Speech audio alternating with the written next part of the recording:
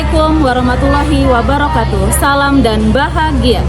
Pendidikan adalah senjata yang paling ampuh yang dimana kamu dapat menggunakannya untuk mengubah dunia. Nelson Mandela. Perkenalkan, nama saya Vivit Novita SPD. Saya adalah guru mata pelajaran bidang ekonomi di SMA swasta Nurul Ilmi, Padang Sidimpuan, Sumatera Utara. Di dalam platform rapot pendidikan bisa menjadi acuan satuan pendidikan untuk merefleksi dan mengevaluasi kinerja. Di dalam rapot pendidikan ada 6 pilar utama. Yang pertama, kemampuan literasi murid. Yang kedua, kemampuan numerasi murid. Yang ketiga, karakter murid. Yang keempat, kondisi iklim sekolah. Yang kelima, kebinekaan sekolah. Dan yang terakhir tentang kualitas pembelajaran. Pada tahun 2024, SMA swasta Nurul Ilmi Padang Sidimpuan mengalami penurunan bagian kualitas pembelajaran, menurun dari tahun 2023 sebanyak 1,46%. Untuk mengatasi masalah tersebut, diadakan rapat pertemuan kepala sekolah dengan seluruh tenaga kependidikan. Banyak cara yang bisa dilakukan untuk memperbaiki kualitas pembelajaran. Salah satunya adalah dengan pembelajaran berdasarkan kebutuhan murid atau pembelajaran berdiferensiasi. Saya sebagai seorang guru memiliki peran untuk meningkatkan kualitas pembelajaran di dalam kelas. Oleh karena itu, strategi yang saya lakukan adalah dengan melakukan praktik baik yang berjudul pembelajaran berdiferensiasi melalui media pembelajaran Revolving Economic System untuk meningkatkan hasil belajar siswa kelas 10 SMA swasta Nurul Ilmi Padang Sidimpuan. Tahap pertama yang dilakukan adalah dengan melakukan kegiatan asesmen awal. Asesmen ini bertujuan untuk memetakan kebutuhan siswa melalui kemampuan siswa dalam memahami materi yang akan diajarkan.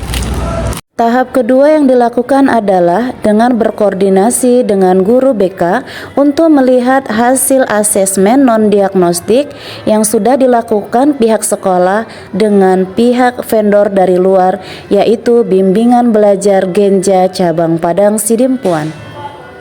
Selanjutnya adalah mengidentifikasi hasil asesmen awal dan asesmen diagnostik non-kognitif. Dari asesmen awal, terdapat 6 siswa yang sudah paham dan 26 siswa yang belum paham.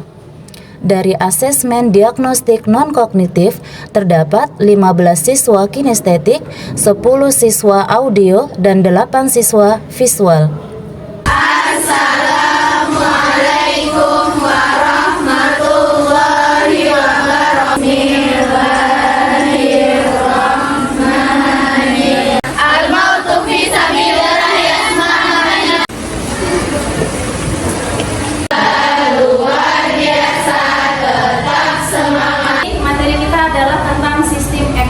Apa sih tujuannya? Jadi tujuannya agar kalian itu bisa tahu bahwa mengatur memenuhi kebutuhan. Siswa duduk sesuai dengan kelompok yang sudah dibentuk. Selanjutnya, saya memberikan instruksi kepada ketua kelas dan wakil ketua kelas untuk mengambil alat dan bahan yang digunakan dalam pembuatan media pembelajaran. Setiap kelompok terdiri dari berbagai macam siswa. Ada siswa yang sudah paham, ada siswa yang belum paham, ada anak kinestetik, anak audio, dan anak visual. Pembagian topik pembahasan: kelompok 1 sistem ekonomi liberal, kelompok 2 terpusat, kelompok 3 campuran, kelompok 4 Islam. Kemudian, anak kinestetik dari setiap kelompok akan digabungkan menjadi satu. Mereka diberikan tugas untuk membuat media pembelajaran. Anak visual diberikan tugas untuk mencari inti materi dari YouTube sesuai dengan pembahasan kelompok masing-masing. Selanjutnya, untuk anak audio diberikan tugas untuk mencari inti materi dari podcast sesuai dengan pembahasan kelompok masing-masing. Setelah anak kinestetik menyelesaikan tugasnya dalam pembuatan wadah media pembelajaran, selanjutnya anak visual dari masing-masing kelompok akan menempelkan inti materi dan disusun sehingga tampil secara menarik. Media pembelajaran Revolving Economic System selesai dan siap untuk digunakan. Pembelajaran Revolving Economic System adalah terinspirasi dengan pintu mall atau pintu masuk ke dalam hotel. Ya, jadi di sini ada dia 4 pintu, seolah-olah 4 pintu, di mana di setiap pintunya itu ada inti-inti materi dari sistem ekonomi. Ya, jadi di sini ada sistem ekonomi yang berbeda-beda yang bisa dibaca siswa lebih menarik dengan bentukan dia warna-warni. Kemudian anak kinestetik dia yang membuat, sedangkan anak yang audio untuk presentasi.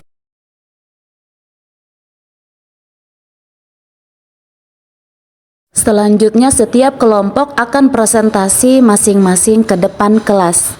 Di sini akan terjadi diskusi dan tanya jawab. Peran guru di sini hanya sebagai fasilitator. Siswa dituntut untuk bisa mencari informasi secara mandiri.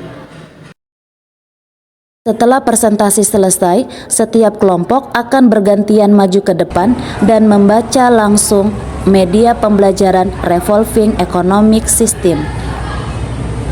Pertemuan selanjutnya, siswa melakukan asesmen. Asesmen ini terbagi menjadi 2 tahap. Tahap yang pertama secara individu, tahap yang kedua secara berkelompok. Jawabannya apa? Sistem ekonomi campuran adalah perpaduan antara. Jawabannya adalah salah.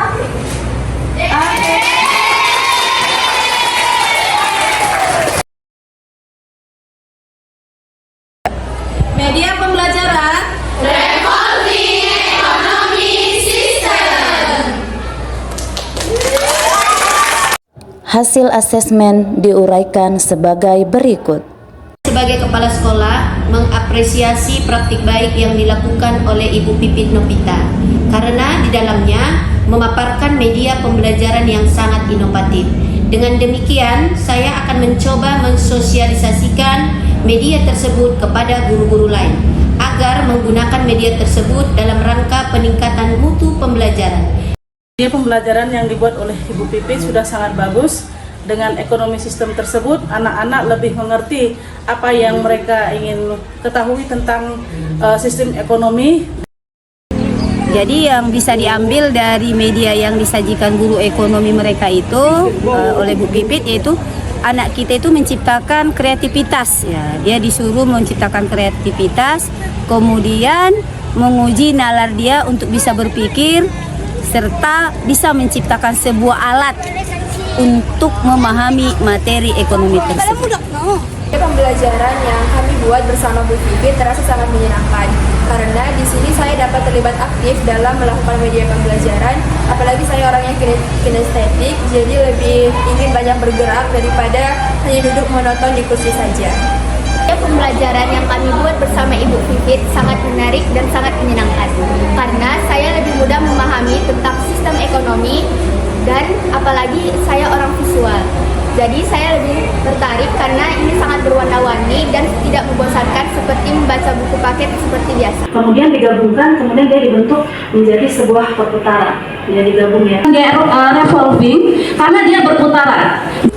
Salah satu cara meningkatkan kualitas pembelajaran adalah dengan pembelajaran berdiferensiasi, yaitu pembelajaran yang memperhatikan kebutuhan murid, melihat kesiapan, gaya belajar, dan minat murid. Ke Padang Sidimpuan membeli beras. Cakep. Ke Penyambungan membeli gula. Cakep. Mari sama-sama kita ciptakan pembelajaran berkualitas dengan implementasi kurikulum merdeka.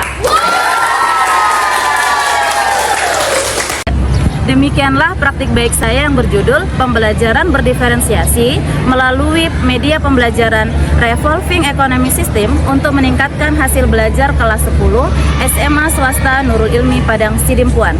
Semoga memberikan manfaat. Terima kasih. Assalamualaikum warahmatullahi wabarakatuh.